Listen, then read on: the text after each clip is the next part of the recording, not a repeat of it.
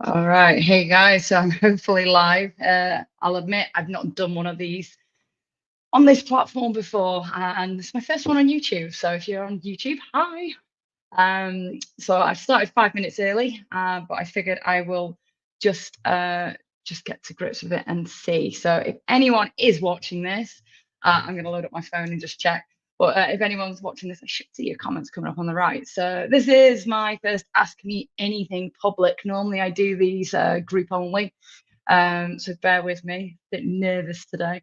And yeah, so it's my first one on YouTube. It's first one properly on my public Facebook. So enough about me. Let me check and see if there's a live stream on my Facebook anyway that hopefully is there.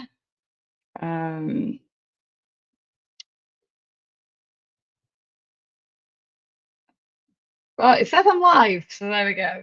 So there's some sort of confirmation.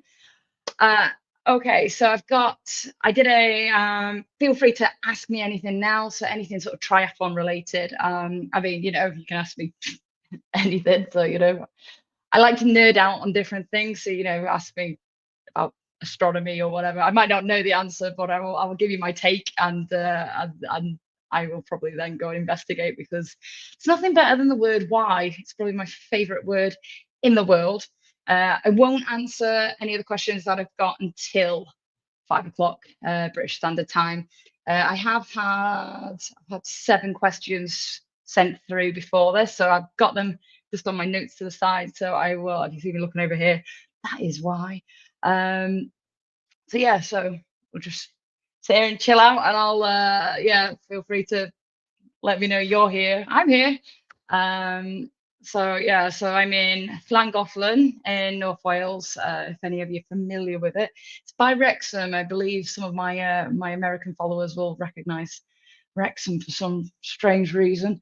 And yeah, it's quite warm here today. We've had a bit of a heat wave lately. So the heat wave has dipped off, and it's got a bit more normal British weather, but which is basically cloudy and rainy, and then odd sunshine that just shines through and burns everybody. So just bear with me. I'm just going to click through onto a different screen.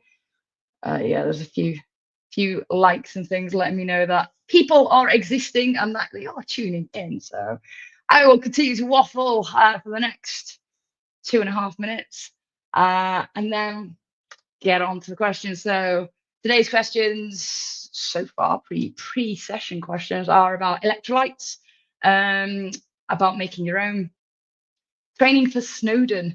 So I think that's for the ROC, if I remember correctly, which is a cracking race if you've not heard of it, but it's a triathlon. You swim in the sea in Abersock, cycle Abersock to Watkin Path, run up Snowdon, run down Snowdon, then get back on the bike and cycle all the way back. And then you finish with is it 1 or 1.5 kilometer, very sandy beach run. Yeah, consistency during school holidays, that's always a fun one. The kids have just broke up today. It was their last day, and they are off now for 6 weeks here in the UK. Do you have to use TrainingPeaks and data? Can you just go off feel? How do I know if self-coaching is actually working? That's an interesting one. Getting niggles. How do you become consistent when that's happening? And also another question about Snowdonia Marathon, about setting heart rate for tempo sessions. So that's the kind of overview of what I've got so far. So unless anything else comes through live, then oh, I don't know what this is actually saying. Show comments. Okay, I'll leave it off for now, but I might experiment with that at a later date. Nearly there, 5 o'clock, and then I can free to talk about what I'm supposed to be talking about rather than waffling. I do like to talk though, so yeah, I'm currently in my element. So any questions at all, send them through. You should just be able to comment in YouTube or comment on Facebook, and they should come up. And if not, then it's fine. I've got plenty to waffle on about, and I'll timestamp everything. So if you're watching the replay on YouTube, don't have a timestamp on Facebook, but there should be a timestamp, and you can just click. So if any of those questions sound like something you're interested in, you should just be able to click it on the replay, and skip through. You can't do that now because I've not actually done the work. So it is now 5 o'clock. I am free to talk. So electrolytes. So Ellie asked me, do I make my own electrolytes? And how do you know what you need? So I admitted at the time I didn't. It was something that I'd come across years ago. Basically, it seemed to be mixing salt with water, but obviously getting the consistency right, it's a little bit more complex than that. But it got me thinking, and my electrolytes. So I normally use SIS electrolytes and their sports mix as well. So which contains sugar basically. So I normally use those, and they are both running a little bit on the low side. So I thought, you know what? Why don't we have a go? So I decided to make my own. So did a bit of research, did a bit of homework. I've had a bit of imbalances going on myself. So what I did was I took to ChatGPT, and I basically said to ChatGPT, here's what I've been taking, photograph the labels, put them in. And I explained why I like taking a sports drink, because some of us like taking it, some of us aren't that big a fan. So I explained what I liked about it. And actually, there's quite a psychological side of taking electrolytes for me. And I also took a photograph of what I also take in supplements anyway. So I've been taking multivitamins and magnesium in the evening. I'm getting to that age where us ladies, we could really do with benefiting with magnesium at night. So yeah, 40 this year. And I keep telling everybody, I'm sure you've all heard it. So I took photos of what I had been taking as electrolytes. I took a photo of the supplements I was taking now, and basically asked ChatGPT, you know, what do I need to make my own sports drink that will meet the SIS sort of thing. So, and then it came up with the recipe. And basically it is salt, low salt, citric acid, and then bicarb of soda. And that's basically it. So it's cost me about a tenner to get a year's supply. So I shamelessly, I'm sorry, SIS, if anyone watches this, but I put it in my SIS tub. And then to make it into a sports drink for longer sessions, you just add sugar. So, you know, it's going to be different depending on what training you're doing and how you respond. But it's just basically table sugar you can add. You can add honey or another type of glucose, that's fine. Maltodextrin as well. So if you're going further and doing like iron distance, you might want to use a bit of that. Your stomach basically tends to handle that better. But I have it here now. So this is my own electrolytes, and I've been taking one of these basically a day, and it's been fine. And then if I'm training, I'll normally have two, and depending on the training session, I'll just add 30 grams of sugar into it. I have only really been having 15 because it's kind of sweet enough with 15 grams, but you know, anyway, it is going to be a bit of trial and error getting it right for you, but that is kind of, and you know, like weather plays a part in that, sweat rate, whether you get any dizziness or cramps.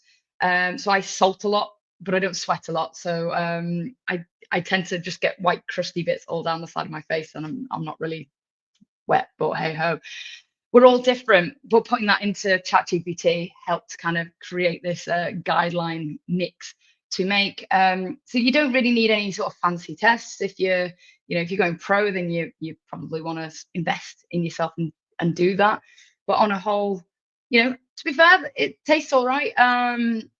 It lacks a little bit, you know, it's a bit salty. You know, if you've been taking electrolytes for a while anyway, you kind of get used to that sort of bitterness, kind of salty sort of taste. But you can get like little juice drops from Amazon. So I just put a squirt of that into, I think it's like iced lemon tea, and that works well. So yeah, so I think I've probably covered all of that about how to make your own electrolytes. That was probably a whole video on itself. But yeah, salt, low salt, citric acid, bicarb. You can get like magnesium and stuff, but if you're having that in a multivitamin or a separate supplementation, you don't really want to be doubling up really. So it's worth, I say, doing a bit of homework based on what you're taking, how you're finding, how you're responding. Maybe even go on ChatGPT, put it all in that and see what ChatGPT recommends. So just bear with me. I'm just going to click on this screen to see if there is a notification. Nope, that's fine. So I was just making sure there's been no comments that I've not missed because, say, different sort of system. Okay, How can I train for Snowdon if I live somewhere flat? So that's from James. Now, sure, James, you said that this is for the ROC. So the ROC, as I said before, cracking triathlon. It involves going up Snowdon and down Snowdon after a swim and a bike, and then another bike.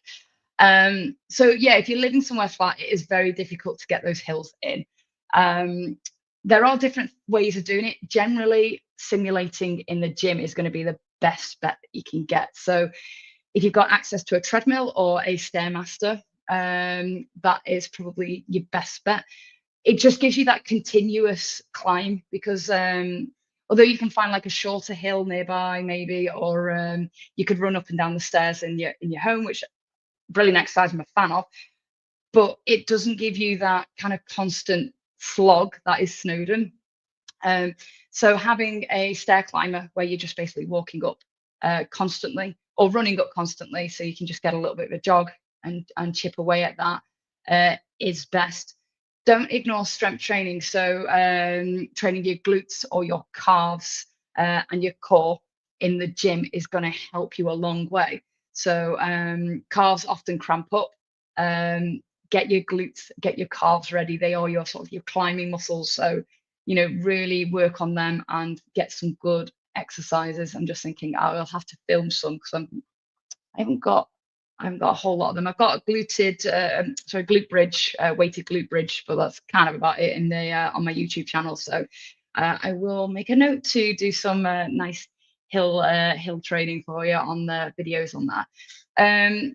Yeah, so focus on pacing and mindset. So one of the good things that you can do is even just long walks, and even the long run, to be fair, will help, because it helps the psychology of it. I mean, one of the things that I found, like when I did the ROC, was I was terrified. I was going to make it up. I'd planned, I don't live far from Snowdon, and I'd planned I was going to go up there regularly.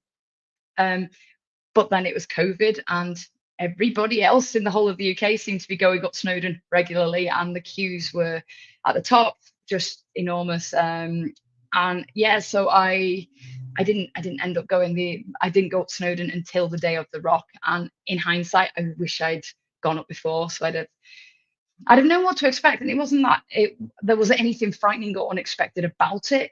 It was the unexpected had freaked me out. And if I'd actually just gone up there and realized, oh, you know what, it's all right, it'd have made the experience a lot less stressful, because I just always felt like I was trying to hold some energy back the entire time. So I didn't gas out and destroy myself up this enormous mountain that, you know, was going to last forever. You know, it was absolutely fine. So if you can make a recce, get up there and have a go. You know, just be mindful of weather. Don't go in the middle of January, because it's probably going to snow and we'll all be in Chester Zoo ponchos. Real story. Don't underestimate the descents. It is hard on your legs, the descent. So try and train for that fatigue. Running downstairs could help that. I always feel a bit safety conscious and try not to recommend running down the stairs, but actually up and down the stairs can help. But yeah, so if you are flat, treadmill, get on the treadmill, set it to like 10-15% if you can. Steeper if you can, the steeper the better. Just walk. You can jog if you want, but it depends whether you have to complete or compete, and whether you want to get through that cut off at 12 o'clock, or whether you are quite you want to race it and get a exceptional time.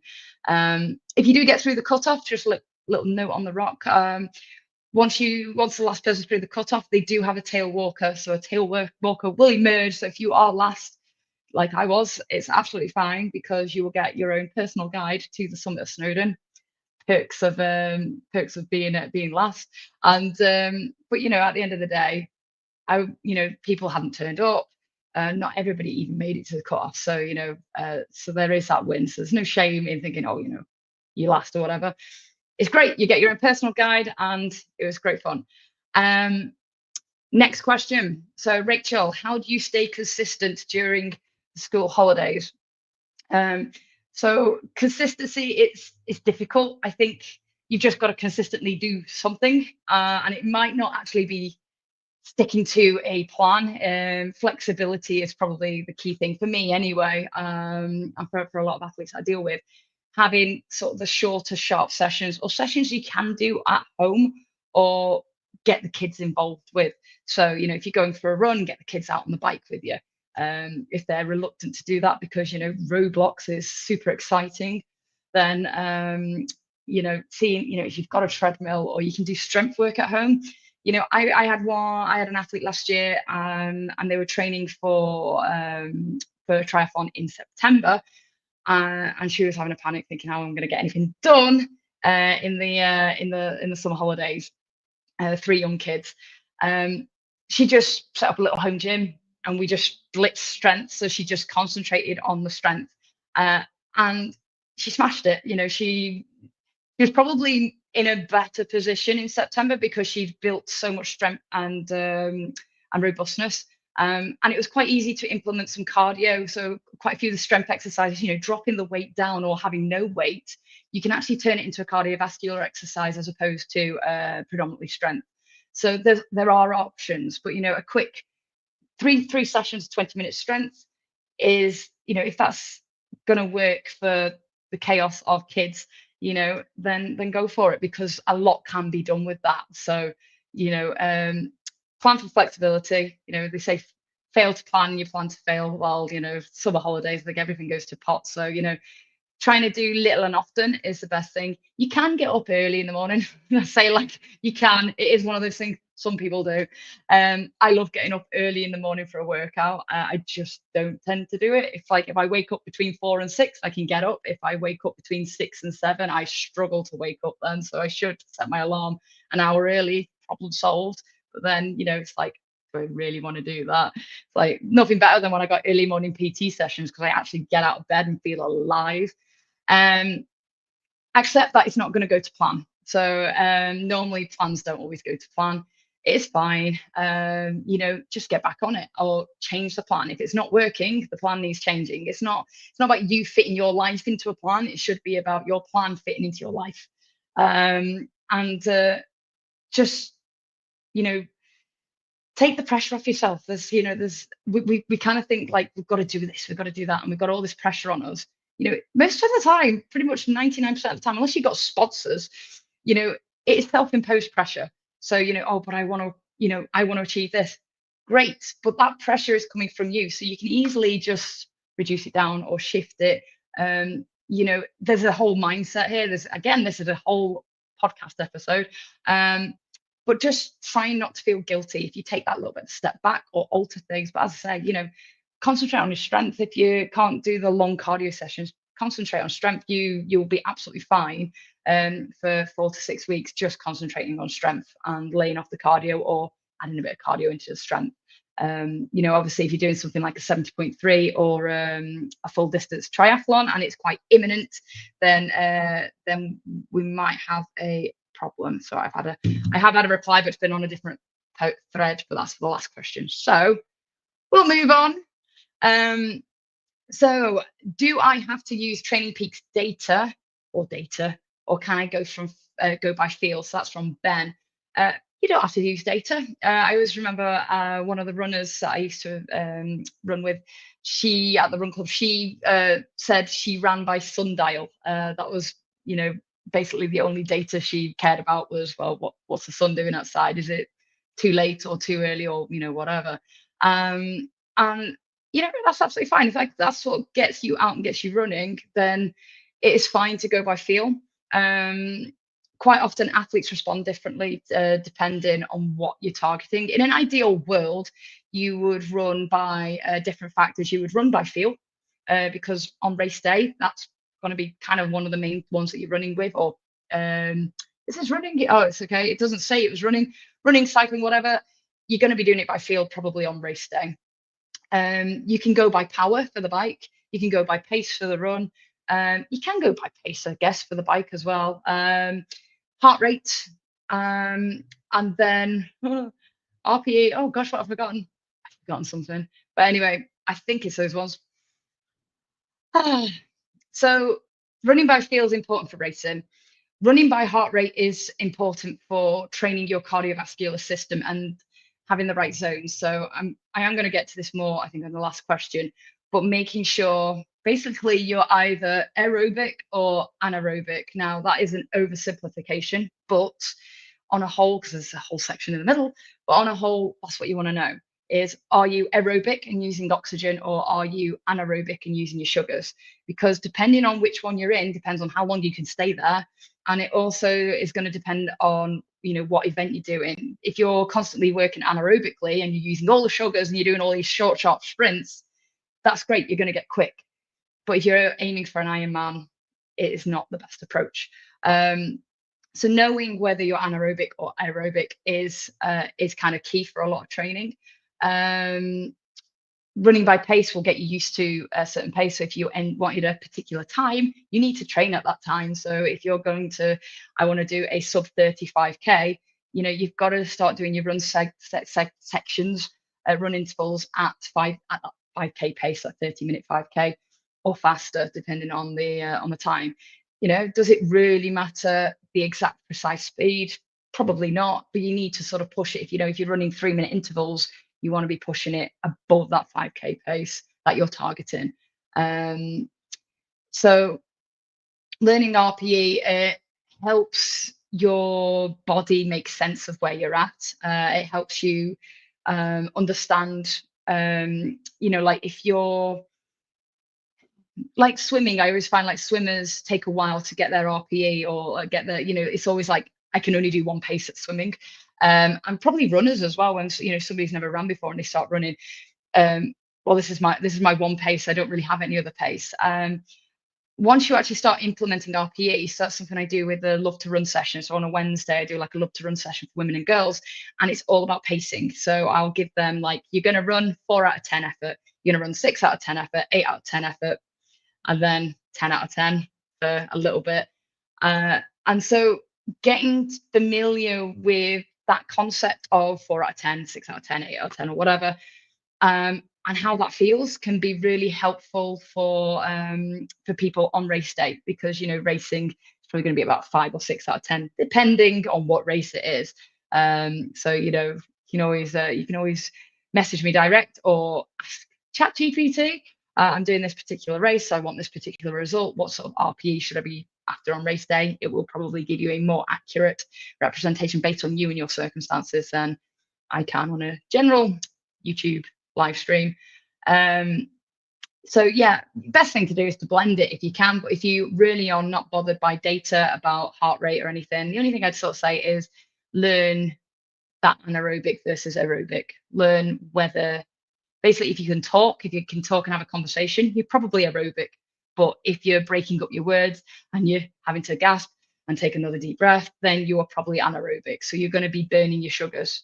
And depending on the distance you're going, you might not want to be in that gaspy bit. You probably want to be on the aerobic. But again, if you're going for a super fast 5k, go nuts. You can burn as much sugar as you like doing that.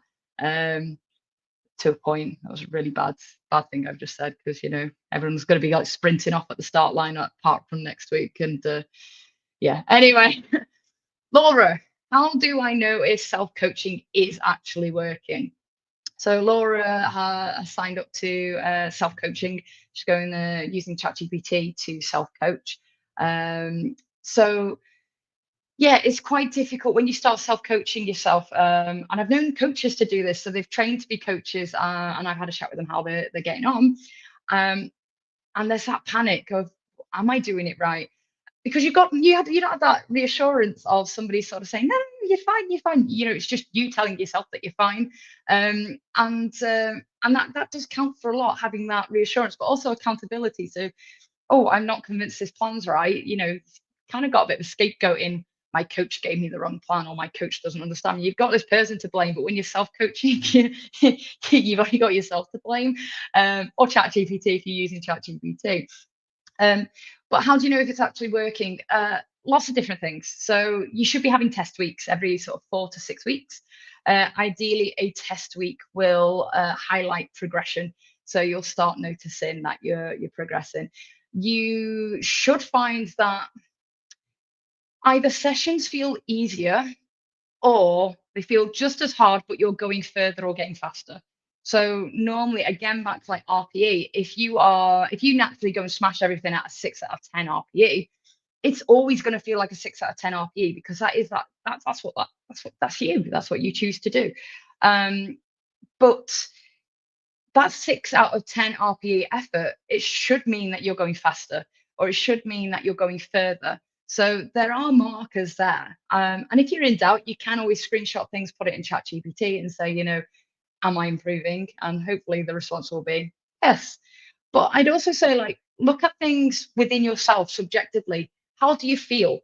And even maybe keeping a little diary log, or little pieces of paper that you can just stuff in a drawer and then get out after 2 months, and just compare, and just seeing these notes with like a date and a scribble of, I feel great, I feel slow and sluggish, I feel whatever, like having this little diary. Or I went up the horseshoe pass on the bike, and my legs were burning at the last hairpin, and I thought I'm never going to get to the top. Writing that on a piece of paper with a date, and then pulling that out of a drawer a month later and going, oh yeah, I remember that session. I should go up the horseshoe again. You go up the horseshoe again. Hopefully, you're going to surpass that hairpin. You're going to get past it, and it's going to feel fantastic. You know, Consistency does matter. So quite often the plan can often be less important than just being consistent. So consistently getting out there can be much better, especially than like an off-the-shelf plan or a general sort of plan. So making sure that you just keep going. And breakthroughs can be quite small. They might not be that noticeable. But you will notice them. There will be comments like a friend will say, wow, you're running quicker, or your form's looking great. They all add up. So, make sure you credit them yourself. And then, yeah, just testing is a good way. I don't test well. I don't like testing. I always think that testing is a way of testing for failure. It's waiting for you to, like FTP test, ramp test, where it's just basically ramping up on the bike until you can't go any further, or you can't push anymore. I'm always ready to throw in the towel way too early, because it's just one of those, well, it just wants me to fail anyway.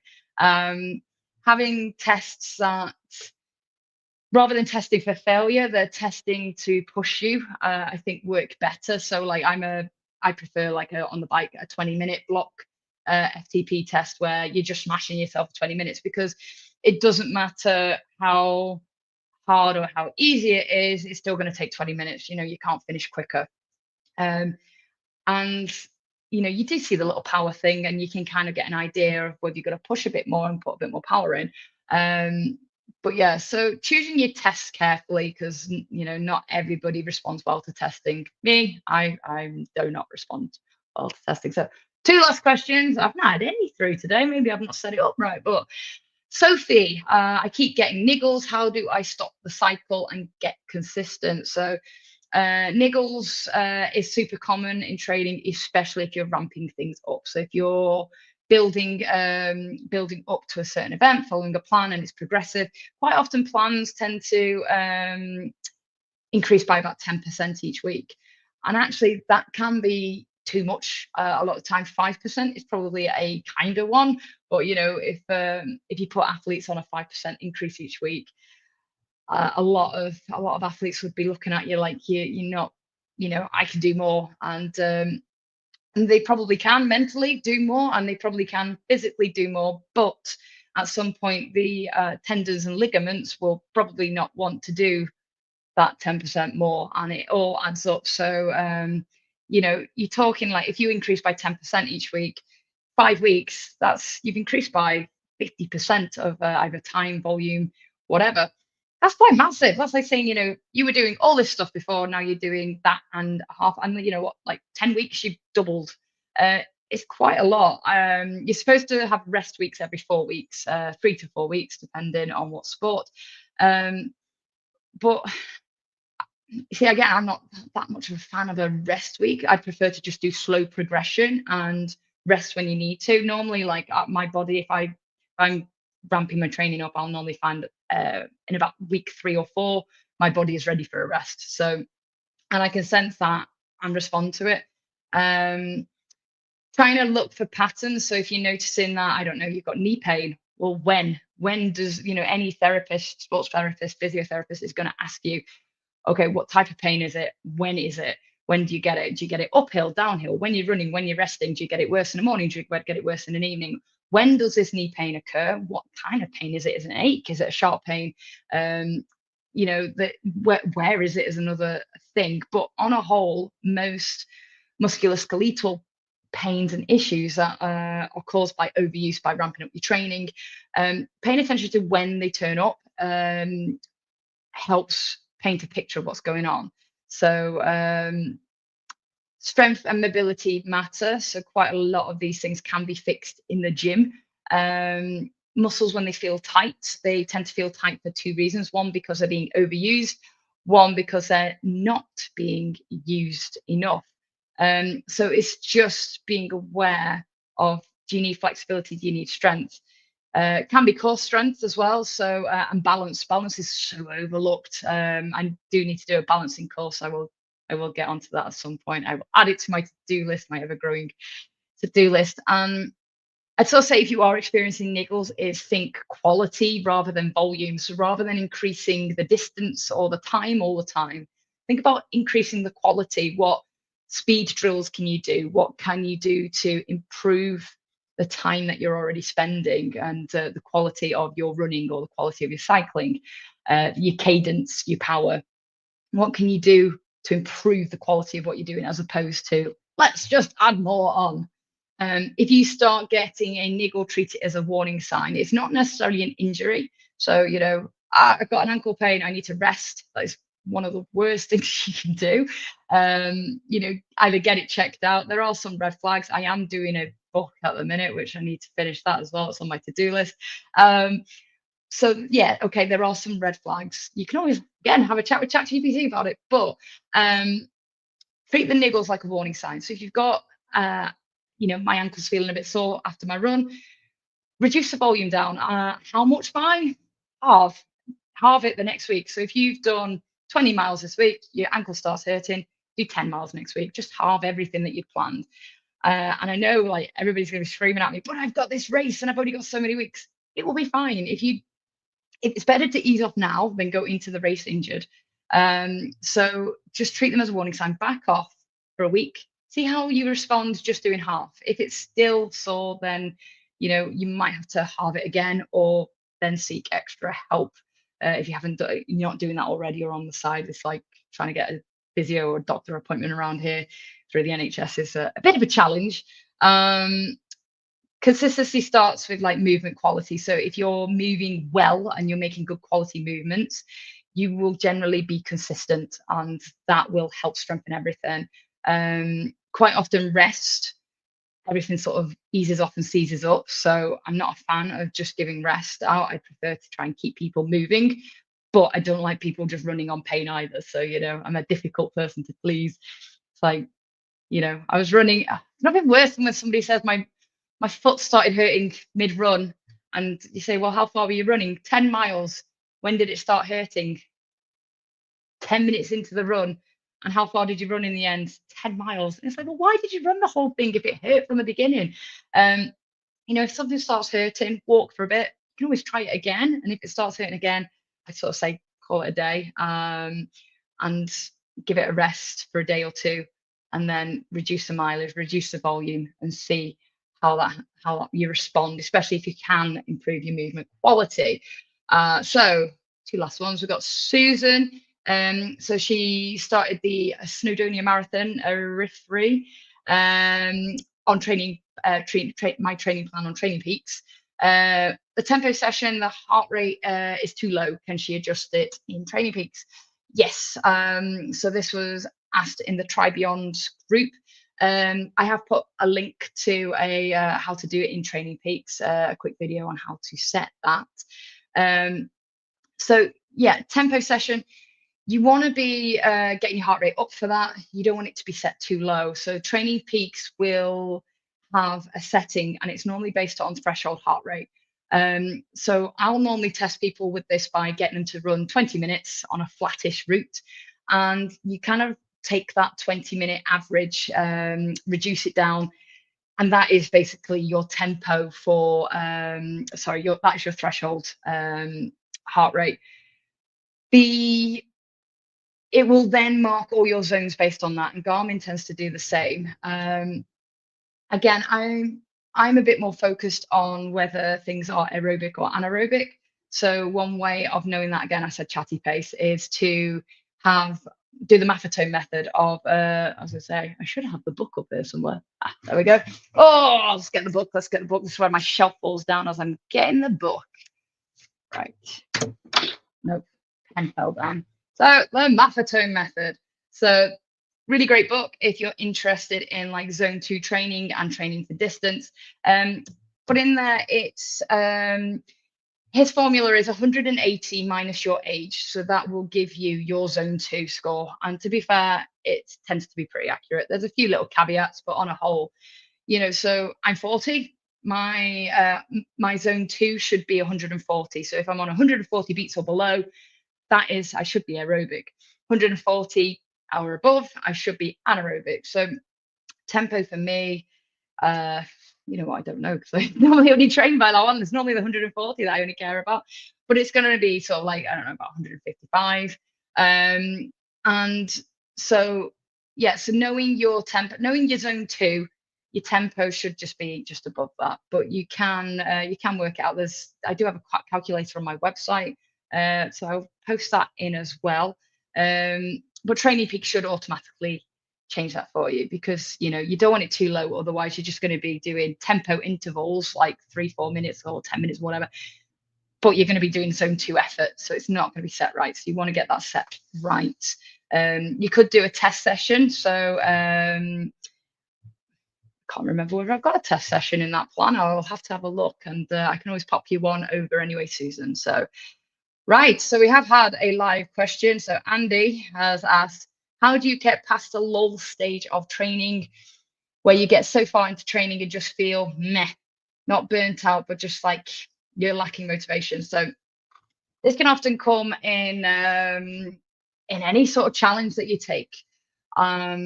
So quite often in iron distance, because you just get to a point where you just want to throw your bike through the window. You've just had enough. And it is a difficult point. The way you get through it is time. It's just waiting for that time. You can speed up the process by thinking about your why. Quite often we have these why we do stuff. Now, I'm one of the world's worst ones again for why did I sign up to this? I have no why. I remember screaming that at somebody on a bike ride. They said to me, remember your why. I was like, I don't have one. I just do and don't think about it. But trying to think about your why. So I know Andy is training again for Snowdonia for Eryri, and your why is because you felt defeated by it last year and you want to train consistently this year. I know I shouldn't really speak for you, but I know this is my husband. So, you felt like it beat you last year. You did complete it, but you didn't complete it how you wanted it to complete it. And your why is you want to get to the top of that cafe, have your sandwich and your cup of tea, coffee, and you want to sail down that mountain with no pains in your knees. That is your why. So remembering that why and reminding yourself. And sometimes it's good to preempt these things. So if you've set yourself quite a big challenge that you're planning on doing, when you have bags of motivation, write yourself a little note somewhere. So when you're feeling that meh, because it will happen, pretty much every challenge has a moment of meh. When you feel that, you get your notes. It'll be in a place where your loved one, or you give it your loved one and say, here you go, loved one, give me that when I'm feeling meh. Wait for that moment, let them hand it to you, and you can read your response. But you, Andy, have struggled with consistency. and you are absolutely smashing it. You are getting out consistently. You might not be following quite the set structured plan you were a few weeks ago, but you are consistently getting out. You are adding in the hills as well, which is something you didn't do last year. You thought you could just train on the flat and be fine for for a hilly marathon, and you learn from that. But that is your why. So remembering your why, having some sort of system in place for when you do feel that lack of motivation is there, um, and sometimes just monotony. Get When you're not feeling up to it, get out, because just go and do it because it's what you do. And so just not question it, a bit like drill sergeants, or like sort of like an army sort of response, in that, you know don't think about it, just do. And even if it means compromising and you didn't go quite as hard as you were supposed to, or quite as far as you were supposed to, but just keep that consistency, because that consistency will change. You'll get to a point where you've gone for a particular run, and I don't know, the sun was shining the right way and there was a gust of wind, and you had a memory flash up in your mind, and that sort of spurred you on and got that motivation back for you. So hopefully that's kind of asked your question, and hopefully you're feeling a little bit more motivated now, Andy. But I say your training is going fantastic. Just been for a run and it is really hot, and you're at park run in the morning, so I hope you save some in your legs. So yeah, so I think that's it. So unless there's any other questions, I can love you all and leave you all and get ready for gym rocks. So I do a fitness class on a Friday night. So I'll give you a couple of minutes. I do a fitness class at Friday night in the gym next door, and it's yeah, it's kind of based on like the high rocks sort of format of run, strength, run, strength, run, strength. So it's like 1 minute of each. So it can be quite intense. Not for me. I just get to shout and count, and sometimes I don't count, and sometimes I don't tell other people when they're halfway either, because I can't count, and paying attention is a skill I don't have. So I'm going to take it that there's no more questions. I will do these again if they're of interest. So if you have enjoyed it or you want another one, let me know. And yeah, I might make it a regular thing, weekly, fortnightly, maybe. I'll see what the response is. But I hope you've enjoyed it anyway. So thank you very much for tuning in and listening to me waffle. I'll put the timestamps in the replay. Enjoy the rest of your evening or day if you're from America, and enjoy the weekend if you're over in Australia, because I'm sure it must be tomorrow today. So take care, enjoy your weekend, crack on.